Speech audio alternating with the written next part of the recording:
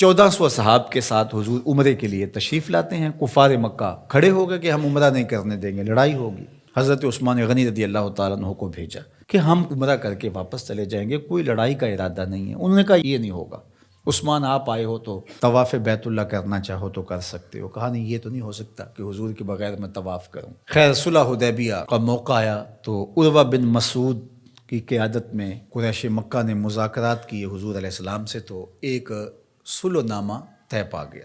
اس کی شرائط میں سے ایک شرط یہ تھی کہ مکے سے اگر کوئی شخص بھاگ کر کے مدینہ المنورہ جائے تو اہل مدینہ اس کو پناہ نہیں دے سکیں گے. وہ ہمارا بگوڑا شخص ہوگا تو اس کو پناہ نہیں دے سکیں گے. اور اگر کوئی شخص مدینہ المنورہ سے مکہ واپس آنا چاہے تو اہل مکہ اس کو پناہ دینے کے مجاز ہوں گے. تو حضرت عمر رضی اللہ تعالیٰ عنہ اس شرط پر بہت پریشان ہوئے اور حضرت ابو بکر صدیق رضی اللہ تعالیٰ عنہ سے جا کے بات کی اور کہا کیا ہم حق پہ نہیں ہیں؟ کہا حق پہ ہیں.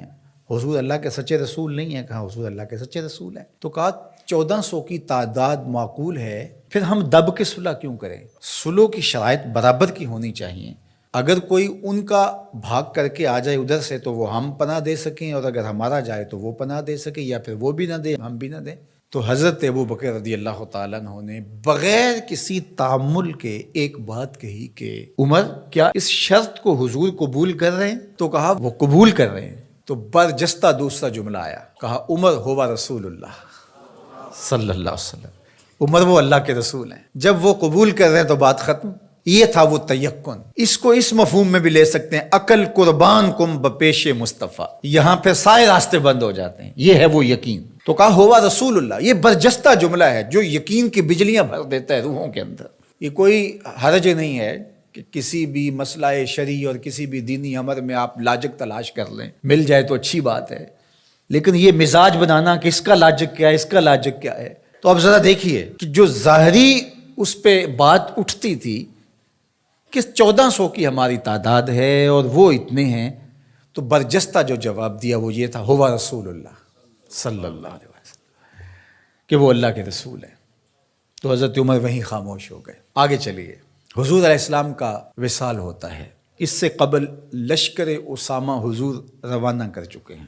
17-18 سال عمر تھی تو ان کی قیادت کے اندر حضور نے ایک لشکر تیار کیا. تو یہ لشکر ابھی جرف کے مقام پہ پہنچا تھا کہ حضور کا وصال ہو گیا. خبر پہنچ گئی تو اب حضرت اسامہ کیسے بڑھ سکتے تھے، واپس آ گئے. تو تدفین کے بعد حضرت سیدنا ابو بکر صدیق رضی اللہ تعالی عنہ جو کہ خلیفہ بنا دیے گئے تھے، انہوں نے جو حکم جاری کیا وہ یہ تھا کہ اسامہ بن زید اپنے ہدف پہ دوبارہ روانہ ہوں. تو صحابہ نے کہا کہ بڑے بڑے جنگی ماہرین اس لشکر کے ساتھ ہیں، تو پیچھے سے اگر حملہ ہو گیا تو یہ نقصان کا سبب اور ذریعہ بن سکتا ہے. لہٰذا حکمت یہ ہے کہ اس لشکر کو ابھی کچھ دیر کے لیے روک لیا جائے. تو میں نے یقین کی بات سیدنا صدیق اکبر کے حوالے سے آپ کے سامنے رکھنا شروع کی ہے.